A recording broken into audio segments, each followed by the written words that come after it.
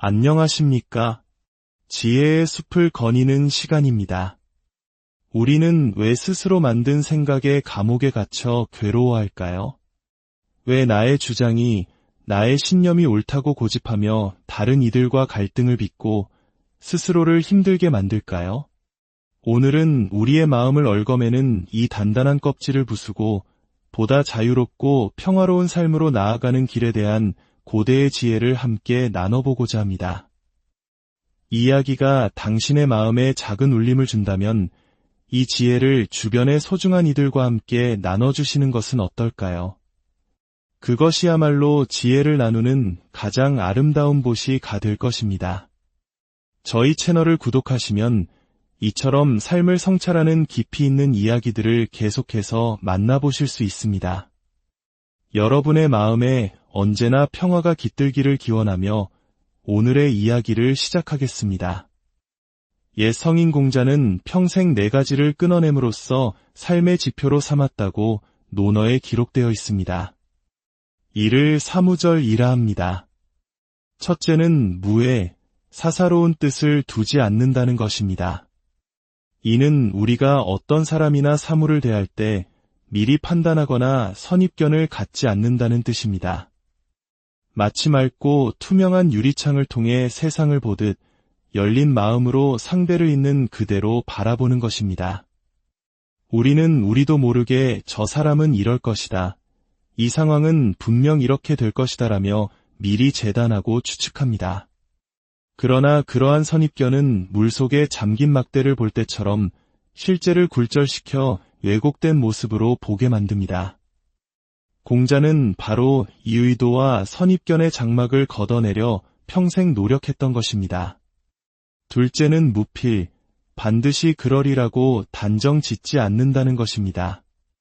우리는 얼마나 자주 그건 절대 안 돼, 그 사람은 틀림없이 그런 사람이야 라고 단정하며 살아갑니까?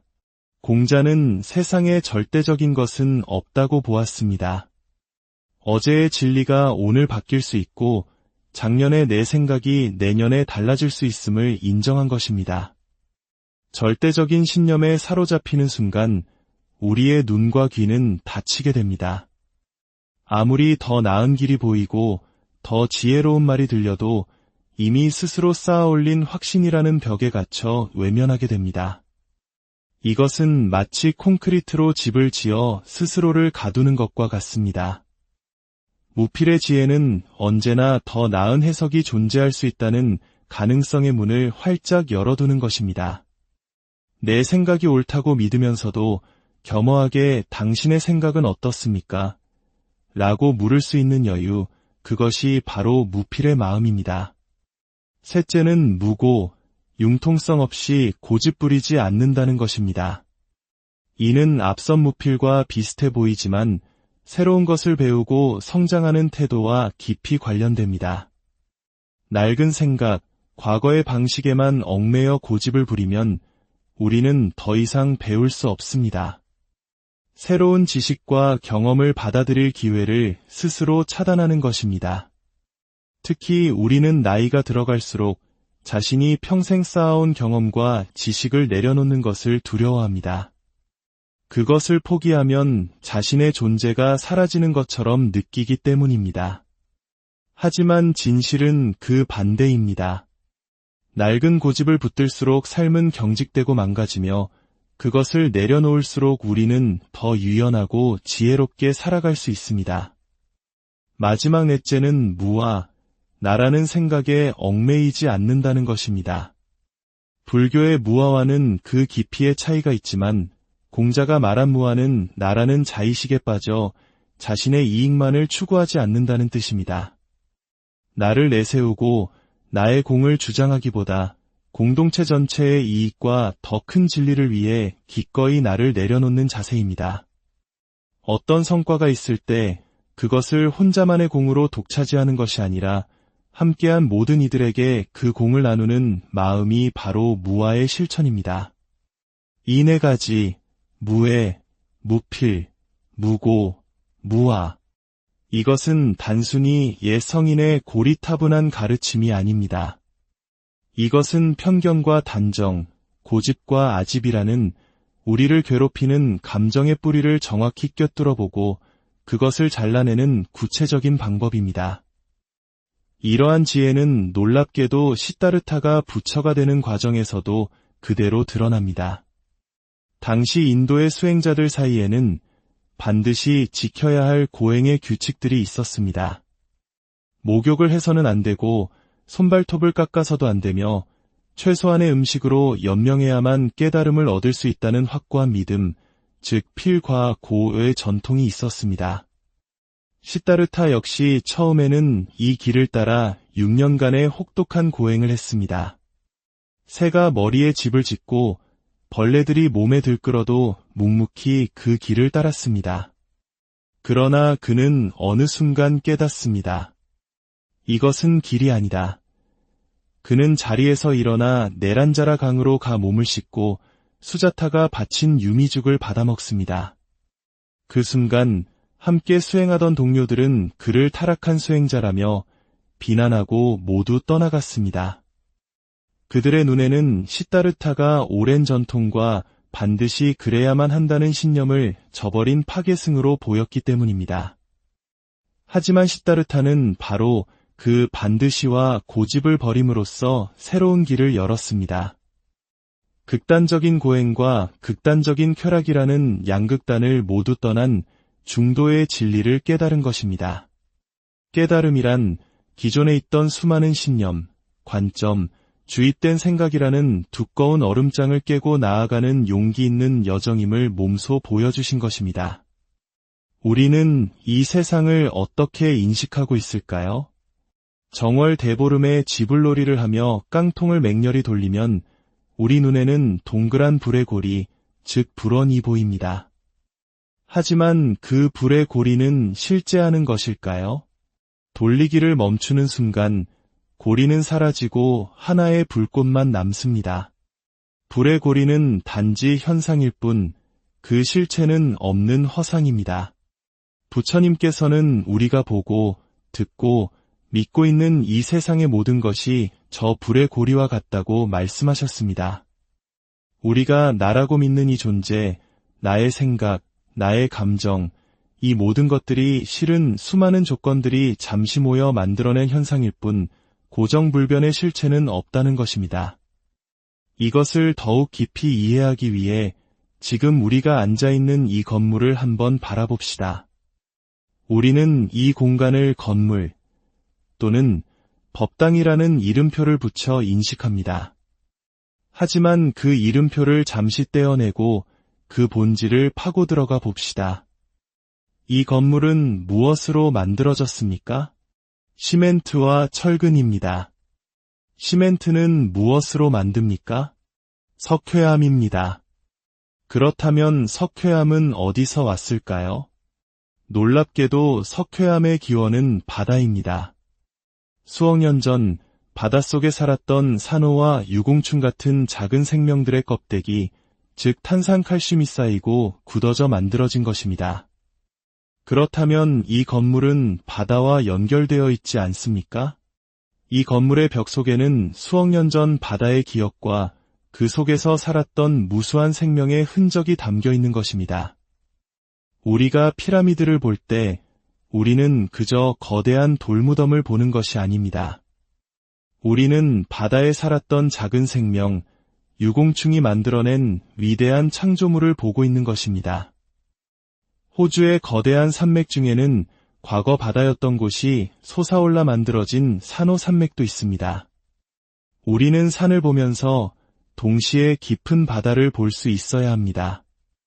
이 모든 것은 무엇을 말해줍니까? 세상에 그 어떤 것도 홀로 존재하지 않으며 모든 것이 서로 깊이 연결되어 있다는 연기의 진리입니다. 우리가 건물이라는 고정된 이름표에 갇혀 있을 때는 이 놀라운 연결성을 보지 못합니다. 그러나 그 이름표를 떼고 본질을 꿰뚫어 볼 때 비로소 세상의 모든 존재가 얼마나 경이롭고 소중한지를 깨닫게 됩니다. 산호는 동물입니다. 스스로는 광합성을 통해 양분을 만들지 못합니다. 그래서 자신의 몸에 와편모조류라는 식물이 살게 해줍니다. 산호는 조류에게 안전한 집을 제공하고 대신 조류는 광합성을 통해 만든 포도당을 산호와 나눕니다. 이처럼 동물인 산호와 식물인 조류는 서로에게 의지하며 살아갑니다. 이처럼 장엄한 공생의 관계가 바다 생태계를 지탱하고 나아가 우리의 문명을 가능하게 한 시멘트를 만들어낸 것입니다. 결국 공자의 4가지 가르침과 부처님의 깨달음은 하나의 진리를 향하고 있습니다. 바로 이름표를 떼고 고정된 관념을 버리고 세상을 있는 그대로 보라는 것입니다. 저 사람은 사기꾼이야가 아니라 지금 내 눈에는 사기꾼처럼 보여. 하지만 바뀔 수도 있겠지. 나는 실패자야가 아니라 나는 지금 실패한 것처럼 느껴져. 하지만 이것이 나의 전부는 아니야. 당신은 내 남편이잖아, 아내잖아, 부모잖아. 어떻게 그럴 수 있어? 라고 역할을 규정하고 고착시키는 순간 우리는 부딪히고 깨어지며 고통받습니다. 그 역할의 이름표를 떼고 한 인간으로서 그를 바라볼 때 비로소 우리는 유연해지고 서로를 다치게 하지 않을 수 있습니다. 우리가 하는 모든 명상과 수행의 본질은 결국 이름표 떼기 연습입니다. 나에게 붙여진 수많은 이름표들, 사회적 지위, 역할, 성격, 그 모든 것을 하나씩 떼어내고 그 뒤에 남는 순수한 존재와 마주하는 것입니다. 세상의 모든 것은 변하고 그 어떤 것도 홀로 존재하지 않으며 모든 것은 서로 연결되어 있습니다. 그러므로 우리가 함부로 손가락질하거나 미워할 대상은 단 하나도 없습니다. 온 우주가, 공기와 바다와 대지가, 그 안의 모든 생명체가 우리가 공손히 받들어야 할 스승입니다. 부디 오늘 하루 여러분이 마주하는 모든 것들에서 그 이면에 숨겨진 광대한 연결성을 발견하시길 바랍니다. 콘크리트 건물에서 깊은 바다를 보고 한 사람의 모습에서 그가 겪어온 무수한 시간의 흔적을 읽어내시길 바랍니다. 그럴 때 우리의 마음은 편견과 고집에서 벗어나 한없이 넓고 자비로운 바다와 같이 될 것입니다. 여러분의 삶에 부처님의 지혜와 자비간을 함께하기를, 그리하여 매 순간이 평화롭고 자유롭기를 진심으로 안녕하십니까? 지혜의 숲을 거니는 시간입니다. 우리는 왜 스스로 만든 생각의 감옥에 갇혀 괴로워할까요? 왜 나의 주장이, 나의 신념이 옳다고 고집하며 다른 이들과 갈등을 빚고 스스로를 힘들게 만들까요? 오늘은 우리의 마음을 얽어매는 이 단단한 껍질을 부수고 보다 자유롭고 평화로운 삶으로 나아가는 길에 대한 고대의 지혜를 함께 나눠보고자 합니다. 이 이야기가 당신의 마음에 작은 울림을 준다면 이 지혜를 주변의 소중한 이들과 함께 나눠주시는 것은 어떨까요? 그것이야말로 지혜를 나누는 가장 아름다운 보시가 될 것입니다. 저희 채널을 구독하시면 이처럼 삶을 성찰하는 깊이 있는 이야기들을 계속해서 만나보실 수 있습니다. 여러분의 마음에 언제나 평화가 깃들기를 기원하며 오늘의 이야기를 시작하겠습니다. 옛 성인 공자는 평생 4가지를 끊어냄으로써 삶의 지표로 삼았다고 논어에 기록되어 있습니다. 이를 사무절이라 합니다. 첫째는 무에, 사사로운 뜻을 두지 않는다는 것입니다. 이는 우리가 어떤 사람이나 사물을 대할 때 미리 판단하거나 선입견을 갖지 않는다는 뜻입니다. 마치 맑고 투명한 유리창을 통해 세상을 보듯 열린 마음으로 상대를 있는 그대로 바라보는 것입니다. 우리는 우리도 모르게 저 사람은 이럴 것이다, 이 상황은 분명 이렇게 될 것이다라며 미리 재단하고 추측합니다. 그러나 그러한 선입견은 물속에 잠긴 막대를 볼 때처럼 실제를 굴절시켜 왜곡된 모습으로 보게 만듭니다. 공자는 바로 이 의도와 선입견의 장막을 걷어내려 평생 노력했던 것입니다. 둘째는 무필, 반드시 그러리라고 단정 짓지 않는다는 것입니다. 우리는 얼마나 자주 그건 절대 안 돼, 그 사람은 틀림없이 그런 사람이야 라고 단정하며 살아갑니까? 공자는 세상에 절대적인 것은 없다고 보았습니다. 어제의 진리가 오늘 바뀔 수 있고 작년의 내 생각이 내년에 달라질 수 있음을 인정한 것입니다. 절대적인 신념에 사로잡히는 순간 우리의 눈과 귀는 닫히게 됩니다. 아무리 더 나은 길이 보이고 더 지혜로운 말이 들려도 이미 스스로 쌓아올린 확신이라는 벽에 갇혀 외면하게 됩니다. 이것은 마치 콘크리트로 집을 지어 스스로를 가두는 것과 같습니다. 무필의 지혜는 언제나 더 나은 해석이 존재할 수 있다는 가능성의 문을 활짝 열어두는 것입니다. 내 생각이 옳다고 믿으면서도 겸허하게 당신의 생각은 어떻습니까? 라고 물을 수 있는 여유, 그것이 바로 무필의 마음입니다. 셋째는 무고, 융통성 없이 고집 부리지 않는다는 것입니다. 이는 앞선 무필과 비슷해 보이지만 새로운 것을 배우고 성장하는 태도와 깊이 관련됩니다. 낡은 생각, 과거의 방식에만 얽매여 고집을 부리면 우리는 더 이상 배울 수 없습니다. 새로운 지식과 경험을 받아들일 기회를 스스로 차단하는 것입니다. 특히 우리는 나이가 들어갈수록 자신이 평생 쌓아온 경험과 지식을 내려놓는 것을 두려워합니다. 그것을 포기하면 자신의 존재가 사라지는 것처럼 느끼기 때문입니다. 하지만 진실은 그 반대입니다. 낡은 고집을 붙들수록 삶은 경직되고 망가지며 그것을 내려놓을수록 우리는 더 유연하고 지혜롭게 살아갈 수 있습니다. 마지막 넷째는 무와, 나라는 생각에 얽매이지 않는다는 것입니다. 불교의 무아와는 그 깊이의 차이가 있지만 공자가 말한 무아는 나라는 자의식에 빠져 자신의 이익만을 추구하지 않는다는 뜻입니다. 나를 내세우고 나의 공을 주장하기보다 공동체 전체의 이익과 더 큰 진리를 위해 기꺼이 나를 내려놓는 자세입니다. 어떤 성과가 있을 때 그것을 혼자만의 공으로 독차지하는 것이 아니라 함께한 모든 이들에게 그 공을 나누는 마음이 바로 무아의 실천입니다. 이 네 가지, 무애, 무필, 무고, 무아. 이것은 단순히 옛 성인의 고리타분한 가르침이 아닙니다. 이것은 편견과 단정, 고집과 아집이라는 우리를 괴롭히는 감정의 뿌리를 정확히 꿰뚫어보고 그것을 잘라내는 구체적인 방법입니다. 이러한 지혜는 놀랍게도 시다르타가 부처가 되는 과정에서도 그대로 드러납니다. 당시 인도의 수행자들 사이에는 반드시 지켜야 할 고행의 규칙들이 있었습니다. 목욕을 해서는 안 되고 손발톱을 깎아서도 안 되며 최소한의 음식으로 연명해야만 깨달음을 얻을 수 있다는 확고한 믿음, 즉 필과 고의 전통이 있었습니다. 시다르타 역시 처음에는 이 길을 따라 6년간의 혹독한 고행을 했습니다. 새가 머리에 집을 짓고 벌레들이 몸에 들끓어도 묵묵히 그 길을 따랐습니다. 그러나 그는 어느 순간 깨닫습니다. 이것은 길이 아니다.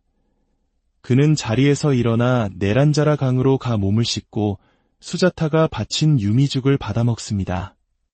그 순간 함께 수행하던 동료들은 그를 타락한 수행자라며 비난하고 모두 떠나갔습니다.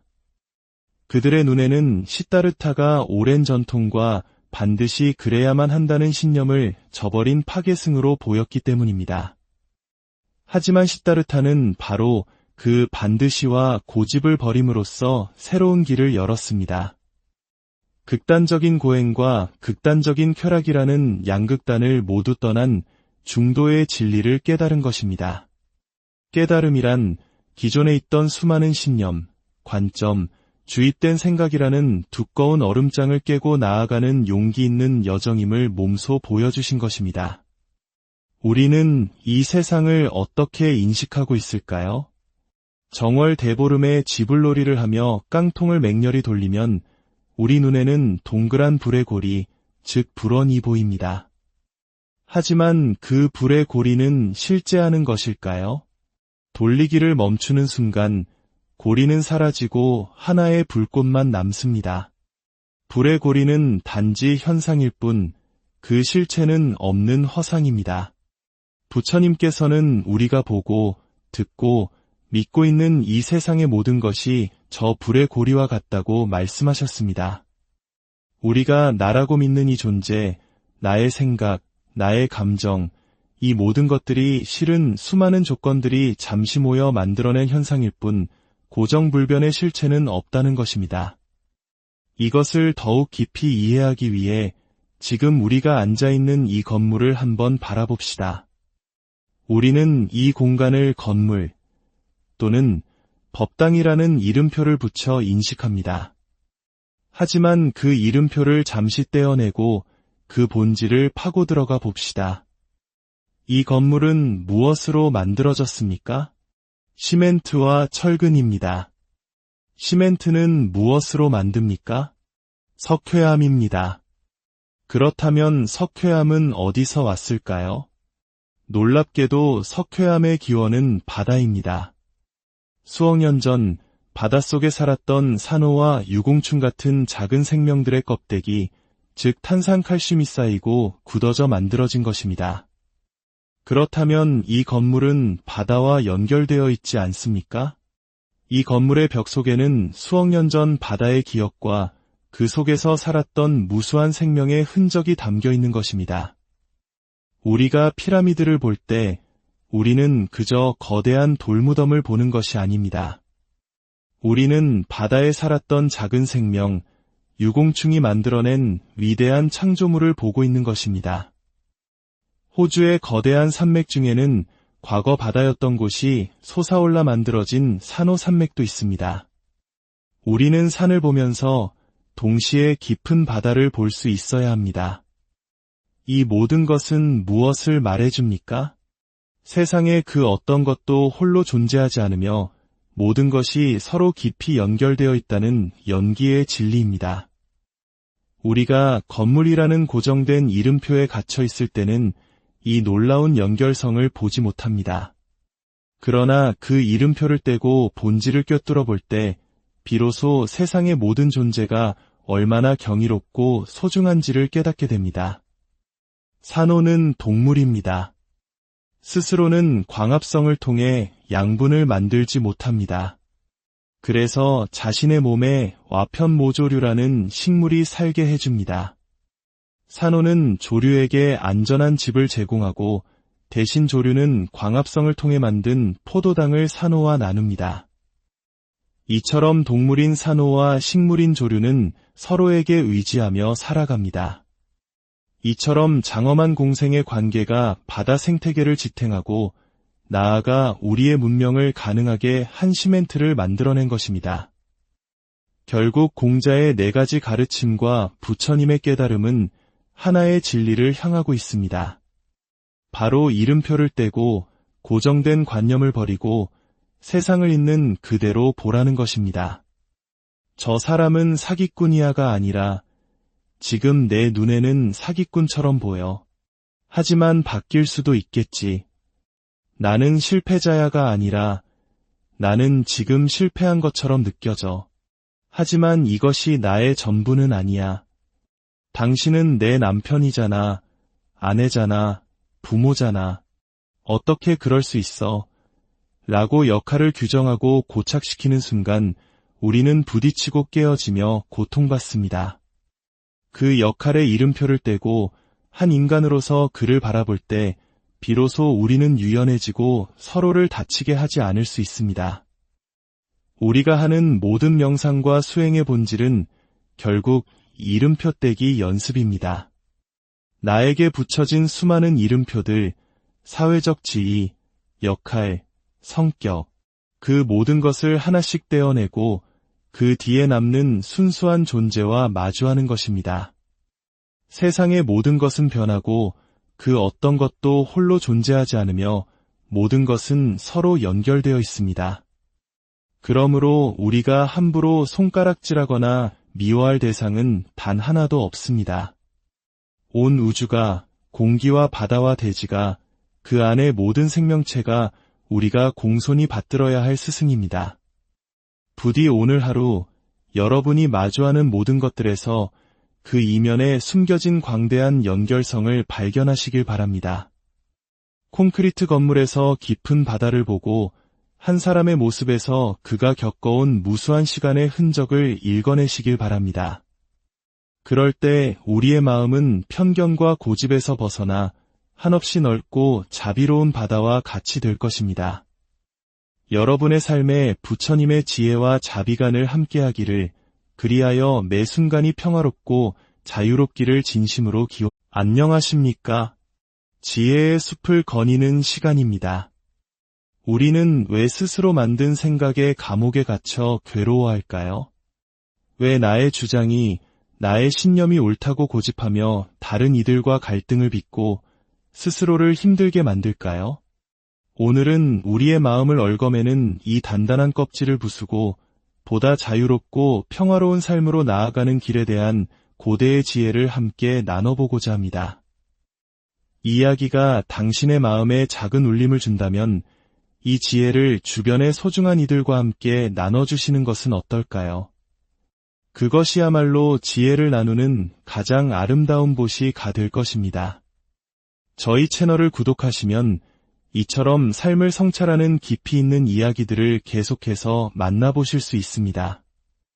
여러분의 마음에 언제나 평화가 깃들기를 기원하며 오늘의 이야기를 시작하겠습니다. 옛 성인 공자는 평생 4가지를 끊어냄으로써 삶의 지표로 삼았다고 논어에 기록되어 있습니다. 이를 사무절이라 합니다. 첫째는 무에, 사사로운 뜻을 두지 않는다는 것입니다. 이는 우리가 어떤 사람이나 사물을 대할 때 미리 판단하거나 선입견을 갖지 않는다는 뜻입니다. 마치 맑고 투명한 유리창을 통해 세상을 보듯 열린 마음으로 상대를 있는 그대로 바라보는 것입니다. 우리는 우리도 모르게 저 사람은 이럴 것이다, 이 상황은 분명 이렇게 될 것이다라며 미리 재단하고 추측합니다. 그러나 그러한 선입견은 물속에 잠긴 막대를 볼 때처럼 실제를 굴절시켜 왜곡된 모습으로 보게 만듭니다. 공자는 바로 이 의도와 선입견의 장막을 걷어내려 평생 노력했던 것입니다. 둘째는 무필, 반드시 그러리라고 단정 짓지 않는다는 것입니다. 우리는 얼마나 자주 그건 절대 안 돼, 그 사람은 틀림없이 그런 사람이야 라고 단정하며 살아갑니까? 공자는 세상에 절대적인 것은 없다고 보았습니다. 어제의 진리가 오늘 바뀔 수 있고 작년의 내 생각이 내년에 달라질 수 있음을 인정한 것입니다. 절대적인 신념에 사로잡히는 순간 우리의 눈과 귀는 닫히게 됩니다. 아무리 더 나은 길이 보이고 더 지혜로운 말이 들려도 이미 스스로 쌓아올린 확신이라는 벽에 갇혀 외면하게 됩니다. 이것은 마치 콘크리트로 집을 지어 스스로를 가두는 것과 같습니다. 무필의 지혜는 언제나 더 나은 해석이 존재할 수 있다는 가능성의 문을 활짝 열어두는 것입니다. 내 생각이 옳다고 믿으면서도 겸허하게 당신의 생각은 어떻습니까? 라고 물을 수 있는 여유, 그것이 바로 무필의 마음입니다. 셋째는 무고, 융통성 없이 고집 부리지 않는다는 것입니다. 이는 앞선 무필과 비슷해 보이지만 새로운 것을 배우고 성장하는 태도와 깊이 관련됩니다. 낡은 생각, 과거의 방식에만 얽매여 고집을 부리면 우리는 더 이상 배울 수 없습니다. 새로운 지식과 경험을 받아들일 기회를 스스로 차단하는 것입니다. 특히 우리는 나이가 들어갈수록 자신이 평생 쌓아온 경험과 지식을 내려놓는 것을 두려워합니다. 그것을 포기하면 자신의 존재가 사라지는 것처럼 느끼기 때문입니다. 하지만 진실은 그 반대입니다. 낡은 고집을 붙들수록 삶은 경직되고 망가지며 그것을 내려놓을수록 우리는 더 유연하고 지혜롭게 살아갈 수 있습니다. 마지막 넷째는 무와 나라는 생각에 얽매이지 않는다는 것입니다. 불교의 무아와는 그 깊이의 차이가 있지만 공자가 말한 무아는 나라는 자의식에 빠져 자신의 이익만을 추구하지 않는다는 뜻입니다. 나를 내세우고 나의 공을 주장하기보다 공동체 전체의 이익과 더 큰 진리를 위해 기꺼이 나를 내려놓는 자세입니다. 어떤 성과가 있을 때 그것을 혼자만의 공으로 독차지하는 것이 아니라 함께한 모든 이들에게 그 공을 나누는 마음이 바로 무아의 실천입니다. 이 네 가지, 무애, 무필, 무고, 무아. 이것은 단순히 옛 성인의 고리타분한 가르침이 아닙니다. 이것은 편견과 단정, 고집과 아집이라는 우리를 괴롭히는 감정의 뿌리를 정확히 꿰뚫어보고 그것을 잘라내는 구체적인 방법입니다. 이러한 지혜는 놀랍게도 시다르타가 부처가 되는 과정에서도 그대로 드러납니다. 당시 인도의 수행자들 사이에는 반드시 지켜야 할 고행의 규칙들이 있었습니다. 목욕을 해서는 안 되고 손발톱을 깎아서도 안 되며 최소한의 음식으로 연명해야만 깨달음을 얻을 수 있다는 확고한 믿음, 즉 필과 고의 전통이 있었습니다. 시다르타 역시 처음에는 이 길을 따라 6년간의 혹독한 고행을 했습니다. 새가 머리에 집을 짓고 벌레들이 몸에 들끓어도 묵묵히 그 길을 따랐습니다. 그러나 그는 어느 순간 깨닫습니다. 이것은 길이 아니다. 그는 자리에서 일어나 네란자라 강으로 가 몸을 씻고 수자타가 바친 유미죽을 받아먹습니다. 그 순간 함께 수행하던 동료들은 그를 타락한 수행자라며 비난하고 모두 떠나갔습니다. 그들의 눈에는 시다르타가 오랜 전통과 반드시 그래야만 한다는 신념을 저버린 파괴승으로 보였기 때문입니다. 하지만 시다르타는 바로 그 반드시와 고집을 버림으로써 새로운 길을 열었습니다. 극단적인 고행과 극단적인 쾌락이라는 양극단을 모두 떠난 중도의 진리를 깨달은 것입니다. 깨달음이란 기존에 있던 수많은 신념, 관점, 주입된 생각이라는 두꺼운 얼음장을 깨고 나아가는 용기 있는 여정임을 몸소 보여주신 것입니다. 우리는 이 세상을 어떻게 인식하고 있을까요? 정월 대보름에 지불놀이를 하며 깡통을 맹렬히 돌리면 우리 눈에는 동그란 불의 고리, 즉 불원이 보입니다. 하지만 그 불의 고리는 실제하는 것일까요? 돌리기를 멈추는 순간 고리는 사라지고 하나의 불꽃만 남습니다. 불의 고리는 단지 현상일 뿐 그 실체는 없는 허상입니다. 부처님께서는 우리가 보고 듣고 믿고 있는 이 세상의 모든 것이 저 불의 고리와 같다고 말씀하셨습니다. 우리가 나라고 믿는 이 존재, 나의 생각, 나의 감정, 이 모든 것들이 실은 수많은 조건들이 잠시 모여 만들어낸 현상일 뿐 고정불변의 실체는 없다는 것입니다. 이것을 더욱 깊이 이해하기 위해 지금 우리가 앉아있는 이 건물을 한번 바라봅시다. 우리는 이 공간을 건물 또는 법당이라는 이름표를 붙여 인식합니다. 하지만 그 이름표를 잠시 떼어내고 그 본질을 파고 들어가 봅시다. 이 건물은 무엇으로 만들어졌습니까? 시멘트와 철근입니다. 시멘트는 무엇으로 만듭니까? 석회암입니다. 그렇다면 석회암은 어디서 왔을까요? 놀랍게도 석회암의 기원은 바다입니다. 수억 년 전 바닷속에 살았던 산호와 유공충 같은 작은 생명들의 껍데기, 즉 탄산칼슘이 쌓이고 굳어져 만들어진 것입니다. 그렇다면 이 건물은 바다와 연결되어 있지 않습니까? 이 건물의 벽 속에는 수억 년 전 바다의 기억과 그 속에서 살았던 무수한 생명의 흔적이 담겨 있는 것입니다. 우리가 피라미드를 볼 때 우리는 그저 거대한 돌무덤을 보는 것이 아닙니다. 우리는 바다에 살았던 작은 생명, 유공충이 만들어낸 위대한 창조물을 보고 있는 것입니다. 호주의 거대한 산맥 중에는 과거 바다였던 곳이 솟아올라 만들어진 산호 산맥도 있습니다. 우리는 산을 보면서 동시에 깊은 바다를 볼 수 있어야 합니다. 이 모든 것은 무엇을 말해줍니까? 세상에 그 어떤 것도 홀로 존재하지 않으며 모든 것이 서로 깊이 연결되어 있다는 연기의 진리입니다. 우리가 건물이라는 고정된 이름표에 갇혀 있을 때는 이 놀라운 연결성을 보지 못합니다. 그러나 그 이름표를 떼고 본질을 꿰뚫어 볼 때 비로소 세상의 모든 존재가 얼마나 경이롭고 소중한지를 깨닫게 됩니다.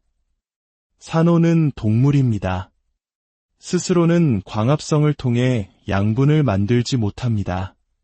그래서 자신의 몸에 와편모조류라는 식물이 살게 해줍니다. 산호는 조류에게 안전한 집을 제공하고 대신 조류는 광합성을 통해 만든 포도당을 산호와 나눕니다. 이처럼 동물인 산호와 식물인 조류는 서로에게 의지하며 살아갑니다. 이처럼 장엄한 공생의 관계가 바다 생태계를 지탱하고 나아가 우리의 문명을 가능하게 한 시멘트를 만들어낸 것입니다.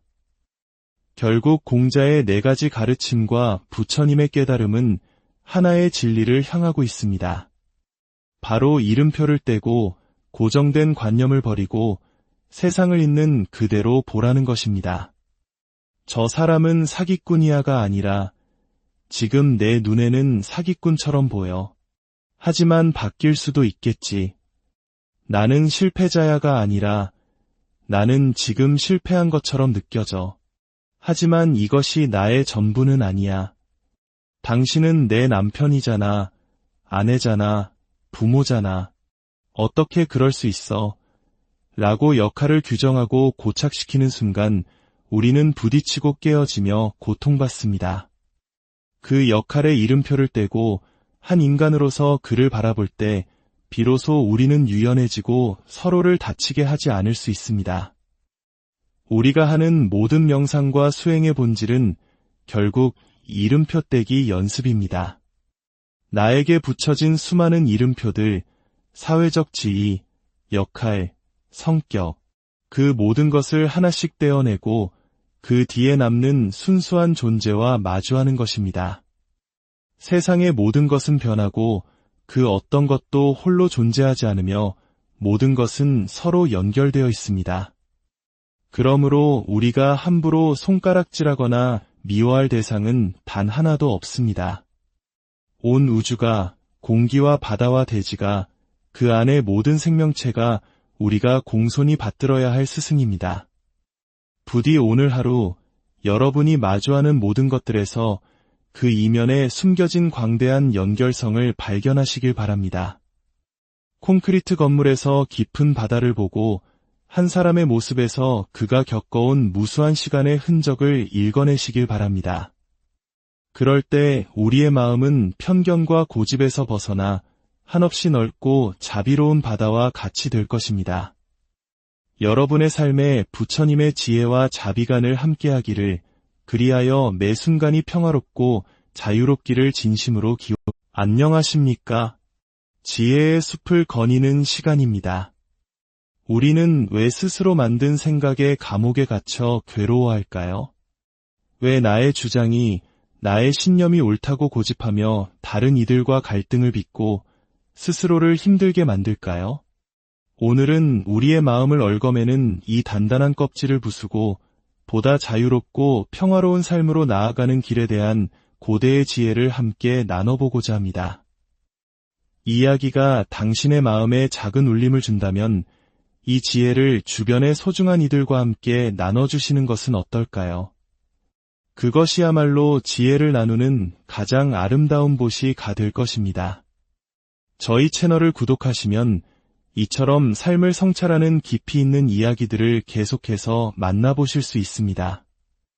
여러분의 마음에 언제나 평화가 깃들기를 기원하며 오늘의 이야기를 시작하겠습니다. 옛 성인 공자는 평생 4가지를 끊어냄으로써 삶의 지표로 삼았다고 논어에 기록되어 있습니다. 이를 사무절이라 합니다. 첫째는 무에, 사사로운 뜻을 두지 않는다는 것입니다. 이는 우리가 어떤 사람이나 사물을 대할 때 미리 판단하거나 선입견을 갖지 않는다는 뜻입니다. 마치 맑고 투명한 유리창을 통해 세상을 보듯 열린 마음으로 상대를 있는 그대로 바라보는 것입니다. 우리는 우리도 모르게 저 사람은 이럴 것이다. 이 상황은 분명 이렇게 될 것이다라며 미리 재단하고 추측합니다. 그러나 그러한 선입견은 물속에 잠긴 막대를 볼 때처럼 실제를 굴절시켜 왜곡된 모습으로 보게 만듭니다. 공자는 바로 이 의도와 선입견의 장막을 걷어내려 평생 노력했던 것입니다. 둘째는 무필, 반드시 그러리라고 단정 짓지 않는다는 것입니다. 우리는 얼마나 자주 그건 절대 안 돼, 그 사람은 틀림없이 그런 사람이야 라고 단정하며 살아갑니까? 공자는 세상에 절대적인 것은 없다고 보았습니다. 어제의 진리가 오늘 바뀔 수 있고 작년의 내 생각이 내년에 달라질 수 있음을 인정한 것입니다. 절대적인 신념에 사로잡히는 순간 우리의 눈과 귀는 닫히게 됩니다. 아무리 더 나은 길이 보이고 더 지혜로운 말이 들려도 이미 스스로 쌓아올린 확신이라는 벽에 갇혀 외면하게 됩니다. 이것은 마치 콘크리트로 집을 지어 스스로를 가두는 것과 같습니다. 무필의 지혜는 언제나 더 나은 해석이 존재할 수 있다는 가능성의 문을 활짝 열어두는 것입니다. 내 생각이 옳다고 믿으면서도 겸허하게 당신의 생각은 어떻습니까? 라고 물을 수 있는 여유, 그것이 바로 무필의 마음입니다. 셋째는 무고, 융통성 없이 고집 부리지 않는다는 것입니다. 이는 앞선 무필과 비슷해 보이지만 새로운 것을 배우고 성장하는 태도와 깊이 관련됩니다. 낡은 생각, 과거의 방식에만 얽매여 고집을 부리면 우리는 더 이상 배울 수 없습니다. 새로운 지식과 경험을 받아들일 기회를 스스로 차단하는 것입니다. 특히 우리는 나이가 들어갈수록 자신이 평생 쌓아온 경험과 지식을 내려놓는 것을 두려워합니다. 그것을 포기하면 자신의 존재가 사라지는 것처럼 느끼기 때문입니다. 하지만 진실은 그 반대입니다. 낡은 고집을 붙들수록 삶은 경직되고 망가지며 그것을 내려놓을수록 우리는 더 유연하고 지혜롭게 살아갈 수 있습니다. 마지막 넷째는 무아, 나라는 생각에 얽매이지 않는다는 것입니다. 불교의 무아와는 그 깊이의 차이가 있지만 공자가 말한 무아는 나라는 자의식에 빠져 자신의 이익만을 추구하지 않는다는 뜻입니다. 나를 내세우고 나의 공을 주장하기보다 공동체 전체의 이익과 더 큰 진리를 위해 기꺼이 나를 내려놓는 자세입니다. 어떤 성과가 있을 때 그것을 혼자만의 공으로 독차지하는 것이 아니라 함께한 모든 이들에게 그 공을 나누는 마음이 바로 무아의 실천입니다. 이 네 가지, 무애, 무필, 무고, 무아. 이것은 단순히 옛 성인의 고리타분한 가르침이 아닙니다. 이것은 편견과 단정, 고집과 아집이라는 우리를 괴롭히는 감정의 뿌리를 정확히 꿰뚫어보고 그것을 잘라내는 구체적인 방법입니다. 이러한 지혜는 놀랍게도 시다르타가 부처가 되는 과정에서도 그대로 드러납니다. 당시 인도의 수행자들 사이에는 반드시 지켜야 할 고행의 규칙들이 있었습니다. 목욕을 해서는 안 되고 손발톱을 깎아서도 안 되며 최소한의 음식으로 연명해야만 깨달음을 얻을 수 있다는 확고한 믿음, 즉 필과 고의 전통이 있었습니다. 시다르타 역시 처음에는 이 길을 따라 6년간의 혹독한 고행을 했습니다. 새가 머리에 집을 짓고 벌레들이 몸에 들끓어도 묵묵히 그 길을 따랐습니다. 그러나 그는 어느 순간 깨닫습니다. 이것은 길이 아니다. 그는 자리에서 일어나 네란자라 강으로 가 몸을 씻고 수자타가 바친 유미죽을 받아먹습니다. 그 순간 함께 수행하던 동료들은 그를 타락한 수행자라며 비난하고 모두 떠나갔습니다. 그들의 눈에는 시다르타가 오랜 전통과 반드시 그래야만 한다는 신념을 저버린 파괴승으로 보였기 때문입니다. 하지만 시다르타는 바로 그 반드시와 고집을 버림으로써 새로운 길을 열었습니다. 극단적인 고행과 극단적인 쾌락이라는 양극단을 모두 떠난 중도의 진리를 깨달은 것입니다. 깨달음이란 기존에 있던 수많은 신념, 관점, 주입된 생각이라는 두꺼운 얼음장을 깨고 나아가는 용기 있는 여정임을 몸소 보여주신 것입니다. 우리는 이 세상을 어떻게 인식하고 있을까요? 정월 대보름에 지불놀이를 하며 깡통을 맹렬히 돌리면 우리 눈에는 동그란 불의 고리, 즉 불원이 보입니다. 하지만 그 불의 고리는 실제하는 것일까요? 돌리기를 멈추는 순간 고리는 사라지고 하나의 불꽃만 남습니다. 불의 고리는 단지 현상일 뿐 그 실체는 없는 허상입니다. 부처님께서는 우리가 보고, 듣고, 믿고 있는 이 세상의 모든 것이 저 불의 고리와 같다고 말씀하셨습니다. 우리가 나라고 믿는 이 존재, 나의 생각, 나의 감정, 이 모든 것들이 실은 수많은 조건들이 잠시 모여 만들어낸 현상일 뿐 고정불변의 실체는 없다는 것입니다. 이것을 더욱 깊이 이해하기 위해 지금 우리가 앉아있는 이 건물을 한번 바라봅시다. 우리는 이 공간을 건물 또는 법당이라는 이름표를 붙여 인식합니다. 하지만 그 이름표를 잠시 떼어내고 그 본질을 파고 들어가 봅시다. 이 건물은 무엇으로 만들어졌습니까? 시멘트와 철근입니다. 시멘트는 무엇으로 만듭니까? 석회암입니다. 그렇다면 석회암은 어디서 왔을까요? 놀랍게도 석회암의 기원은 바다입니다. 수억 년 전 바닷속에 살았던 산호와 유공충 같은 작은 생명들의 껍데기, 즉 탄산칼슘이 쌓이고 굳어져 만들어진 것입니다. 그렇다면 이 건물은 바다와 연결되어 있지 않습니까? 이 건물의 벽 속에는 수억 년 전 바다의 기억과 그 속에서 살았던 무수한 생명의 흔적이 담겨 있는 것입니다. 우리가 피라미드를 볼 때 우리는 그저 거대한 돌무덤을 보는 것이 아닙니다. 우리는 바다에 살았던 작은 생명, 유공충이 만들어낸 위대한 창조물을 보고 있는 것입니다.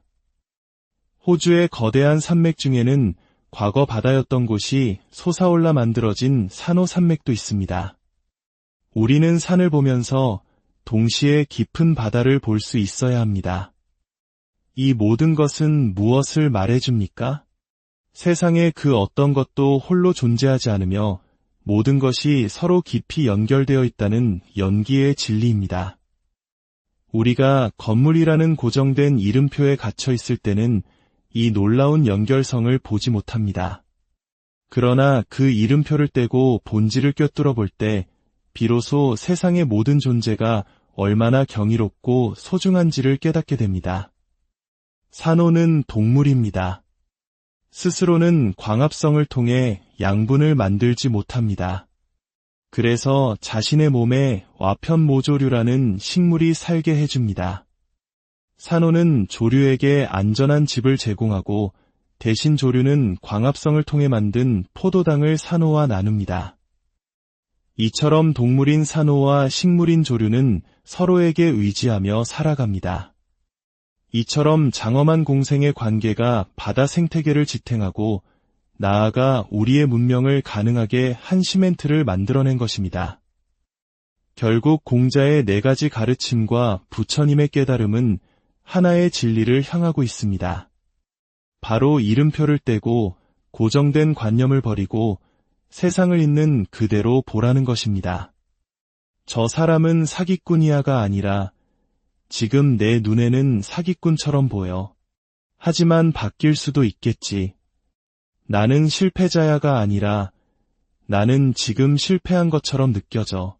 하지만 이것이 나의 전부는 아니야. 당신은 내 남편이잖아, 아내잖아, 부모잖아. 어떻게 그럴 수 있어? 라고 역할을 규정하고 고착시키는 순간 우리는 부딪히고 깨어지며 고통받습니다. 그 역할의 이름표를 떼고 한 인간으로서 그를 바라볼 때 비로소 우리는 유연해지고 서로를 다치게 하지 않을 수 있습니다. 우리가 하는 모든 명상과 수행의 본질은 결국 이름표 떼기 연습입니다. 나에게 붙여진 수많은 이름표들, 사회적 지위, 역할, 성격, 그 모든 것을 하나씩 떼어내고 그 뒤에 남는 순수한 존재와 마주하는 것입니다. 세상의 모든 것은 변하고 그 어떤 것도 홀로 존재하지 않으며 모든 것은 서로 연결되어 있습니다. 그러므로 우리가 함부로 손가락질하거나 미워할 대상은 단 하나도 없습니다. 온 우주가, 공기와 바다와 대지가, 그 안의 모든 생명체가 우리가 공손히 받들어야 할 스승입니다. 부디 오늘 하루 여러분이 마주하는 모든 것들에서 그 이면에 숨겨진 광대한 연결성을 발견하시길 바랍니다. 콘크리트 건물에서 깊은 바다를 보고 한 사람의 모습에서 그가 겪어온 무수한 시간의 흔적을 읽어내시길 바랍니다. 그럴 때 우리의 마음은 편견과 고집에서 벗어나 한없이 넓고 자비로운 바다와 같이 될 것입니다. 여러분의 삶에 부처님의 지혜와 자비가 늘 함께하기를, 그리하여 매 순간이 평화롭고 자유롭기를 진심으로 안녕하십니까? 지혜의 숲을 거니는 시간입니다. 우리는 왜 스스로 만든 생각의 감옥에 갇혀 괴로워할까요? 왜 나의 주장이, 나의 신념이 옳다고 고집하며 다른 이들과 갈등을 빚고 스스로를 힘들게 만들까요? 오늘은 우리의 마음을 얽어매는 이 단단한 껍질을 부수고 보다 자유롭고 평화로운 삶으로 나아가는 길에 대한 고대의 지혜를 함께 나눠보고자 합니다. 이 이야기가 당신의 마음에 작은 울림을 준다면 이 지혜를 주변의 소중한 이들과 함께 나눠주시는 것은 어떨까요? 그것이야말로 지혜를 나누는 가장 아름다운 보시가 될 것입니다. 저희 채널을 구독하시면 이처럼 삶을 성찰하는 깊이 있는 이야기들을 계속해서 만나보실 수 있습니다. 여러분의 마음에 언제나 평화가 깃들기를 기원하며 오늘의 이야기를 시작하겠습니다. 옛 성인 공자는 평생 4가지를 끊어냄으로써 삶의 지표로 삼았다고 논어에 기록되어 있습니다. 이를 사무절이라 합니다.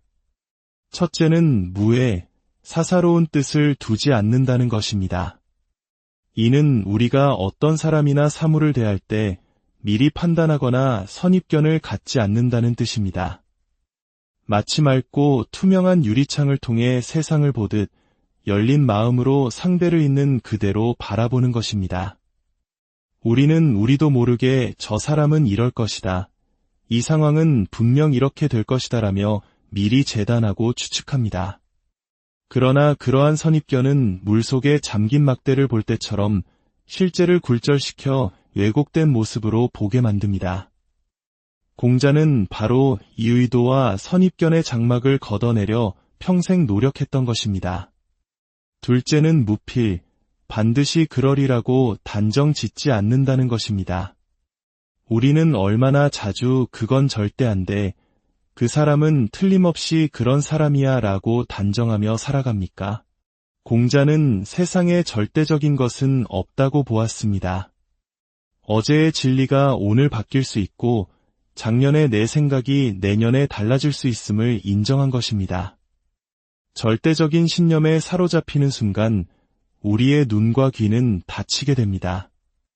아무리 더 나은 길이 보이고 더 지혜로운 말이 들려도 이미 스스로 쌓아올린 확신이라는 벽에 갇혀 외면하게 됩니다. 이것은 마치 콘크리트로 집을 지어 스스로를 가두는 것과 같습니다. 무필의 지혜는 언제나 더 나은 해석이 존재할 수 있다는 가능성의 문을 활짝 열어두는 것입니다. 내 생각이 옳다고 믿으면서도 겸허하게 당신의 생각은 어떻습니까? 라고 물을 수 있는 여유, 그것이 바로 무필의 마음입니다. 셋째는 무고, 융통성 없이 고집 부리지 않는다는 것입니다. 이는 앞선 무필과 비슷해 보이지만 새로운 것을 배우고 성장하는 태도와 깊이 관련됩니다. 낡은 생각, 과거의 방식에만 얽매여 고집을 부리면 우리는 더 이상 배울 수 없습니다. 새로운 지식과 경험을 받아들일 기회를 스스로 차단하는 것입니다.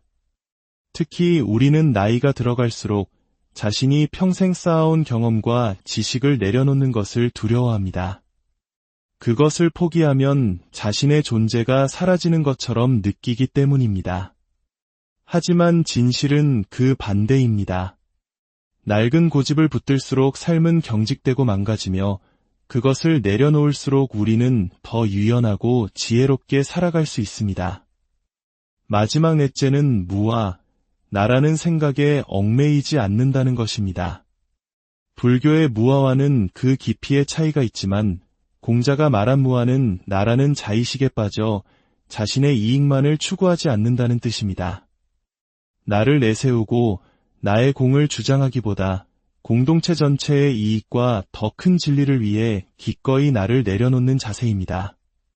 어떤 성과가 있을 때 그것을 혼자만의 공으로 독차지하는 것이 아니라 함께한 모든 이들에게 그 공을 나누는 마음이 바로 무아의 실천입니다. 이 네 가지, 무애, 무필, 무고, 무아. 이것은 단순히 옛 성인의 고리타분한 가르침이 아닙니다. 이것은 편견과 단정, 고집과 아집이라는 우리를 괴롭히는 감정의 뿌리를 정확히 꿰뚫어보고 그것을 잘라내는 구체적인 방법입니다. 이러한 지혜는 놀랍게도 시다르타가 부처가 되는 과정에서도 그대로 드러납니다. 당시 인도의 수행자들 사이에는 반드시 지켜야 할 고행의 규칙들이 있었습니다. 목욕을 해서는 안 되고 손발톱을 깎아서도 안 되며 최소한의 음식으로 연명해야만 깨달음을 얻을 수 있다는 확고한 믿음, 즉 필과 고의 전통이 있었습니다. 시다르타 역시 처음에는 이 길을 따라 6년간의 혹독한 고행을 했습니다. 새가 머리에 집을 짓고 벌레들이 몸에 들끓어도 묵묵히 그 길을 따랐습니다. 그러나 그는 어느 순간 깨닫습니다. 이것은 길이 아니다. 그는 자리에서 일어나 네란자라 강으로 가 몸을 씻고 수자타가 바친 유미죽을 받아먹습니다. 그 순간 함께 수행하던 동료들은 그를 타락한 수행자라며 비난하고 모두 떠나갔습니다. 그들의 눈에는 시다르타가 오랜 전통과 반드시 그래야만 한다는 신념을 저버린 파괴승으로 보였기 때문입니다. 하지만 시다르타는 바로 그 반드시와 고집을 버림으로써 새로운 길을 열었습니다. 극단적인 고행과 극단적인 쾌락이라는 양극단을 모두 떠난 중도의 진리를 깨달은 것입니다. 깨달음이란 기존에 있던 수많은 신념, 관점, 주입된 생각이라는 두꺼운 얼음장을 깨고 나아가는 용기 있는 여정임을 몸소 보여주신 것입니다. 우리는 이 세상을 어떻게 인식하고 있을까요? 정월 대보름에 지불놀이를 하며 깡통을 맹렬히 돌리면 우리 눈에는 동그란 불의 고리, 즉 불원이 보입니다. 하지만 그 불의 고리는 실제하는 것일까요? 돌리기를 멈추는 순간 고리는 사라지고 하나의 불꽃만 남습니다. 불의 고리는 단지 현상일 뿐 그 실체는 없는 허상입니다. 부처님께서는 우리가 보고 듣고 믿고 있는 이 세상의 모든 것이 저 불의 고리와 같다고 말씀하셨습니다. 우리가 나라고 믿는 이 존재, 나의 생각, 나의 감정, 이 모든 것들이 실은 수많은 조건들이 잠시 모여 만들어낸 현상일 뿐 고정불변의 실체는 없다는 것입니다. 이것을 더욱 깊이 이해하기 위해 지금 우리가 앉아있는 이 건물을 한번 바라봅시다. 우리는 이 공간을 건물 또는 법당이라는 이름표를 붙여 인식합니다. 하지만 그 이름표를 잠시 떼어내고 그 본질을 파고 들어가 봅시다. 이 건물은 무엇으로 만들어졌습니까? 시멘트와 철근입니다. 시멘트는 무엇으로 만듭니까? 석회암입니다. 그렇다면 석회암은 어디서 왔을까요? 놀랍게도 석회암의 기원은 바다입니다. 수억 년 전 바닷속에 살았던 산호와 유공충 같은 작은 생명들의 껍데기, 즉 탄산칼슘이 쌓이고 굳어져 만들어진 것입니다. 그렇다면 이 건물은 바다와 연결되어 있지 않습니까? 이 건물의 벽 속에는 수억 년 전 바다의 기억과 그 속에서 살았던 무수한 생명의 흔적이 담겨 있는 것입니다. 우리가 피라미드를 볼 때 우리는 그저 거대한 돌무더기